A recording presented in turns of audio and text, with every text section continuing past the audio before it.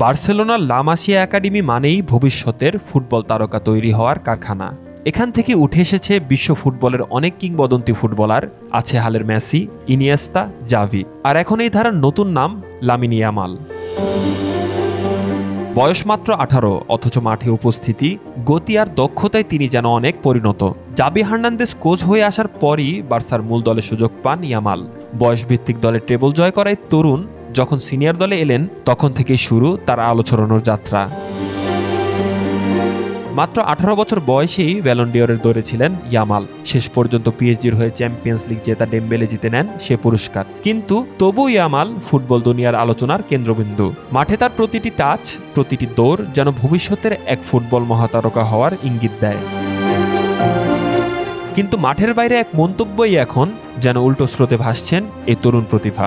Real মাদ্রিদকে উদ্দেশ্য করে Yamal সম্প্রতি বলেছিলেন, রিয়াল মাদ্রিদ নিজেরাই চুরি করে, অথচ অভিযোগ তোলে রেফারির বিরুদ্ধে। তার এই মন্তব্য মুহূর্তেই আগুন ছড়িয়ে দেয় স্প্যানিশ ফুটবলে। এল ক্লাসিকোর আগ মুহূর্তে দেওয়া এই মন্তব্য ভালোভাবে নেননি রিয়াল মাদ্রিদের বর্তমান ও সাবেক খেলোয়াড়রা। এমনকি ক্ষুব্ধ প্রতিক্রিয়া জানিয়েছেন সমর্থকেরাও।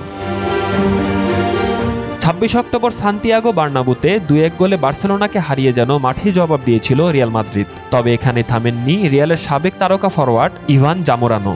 সাম্প্রতিক এক সাক্ষাৎকারে তিনি ফের সমালোচনার তীর ছুঁড়েছেন ইয়ামালের দিকে। তার মন্তব্যে, ইয়ামালের মধ্যে রিয়াল মাদ্রিদের খেলোয়াড় হওয়ার মতো কোনো কিছুই নাই।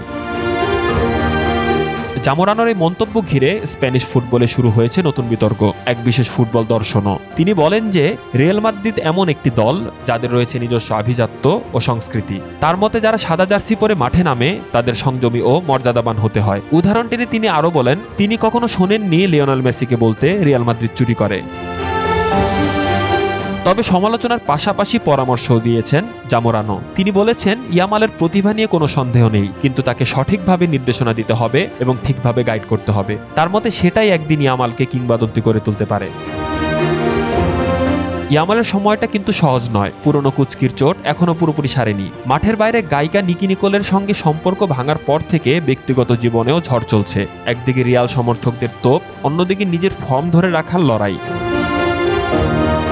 এক প্রতিবেদনে জানা গেছে, ইয়ামালের সাম্প্রতিক আচরণে কিছুটা বিরক্ত হয়েছেন বার্সেলোনা কোচ হান্সি ফ্লিকও। তবে বিরক্ত হলেও তরুণী ফুটবলারের প্রতি আস্থা ও সমর্থন তুলে নিয়েছেন এমন নয়। এলচের বিপক্ষে জয়ের পর ফ্লিক বলেন যে ইয়ামালের চোট এখনও পুরোপুরি সেরে ওঠেনি, সে নিয়মিত চিকিৎসা নিচ্ছে এবং অনুশীলনও চালিয়ে যাচ্ছে। কোচের ভাষায় ইয়ামালের এখন সবচেয়ে বেশি দরকার নিজের যত্ন নেওয়া।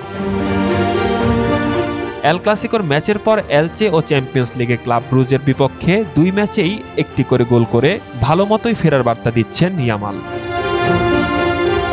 ফুটবলে প্রতিভা যতটা আশীর্বাদ, ততটাই পরীক্ষা। লামিন ইয়ামালের গল্প এখন সেই লড়াইয়ের প্রতিচ্ছবি, যেখানে একদিকে আলো ঝলমলে প্রতিভা, অন্যদিকে বিতর্ক আর চাপ। সময় বলে দেবে ইয়ামাল কি পারবেন তার নাম মেসি, ইনিয়েস্তা, জাভিদের মতো চিরন্তন করে তুলতে, নাকি হারিয়ে যাবেন ফুটবলের নতুন দিনের গ্ল্যামার্সে।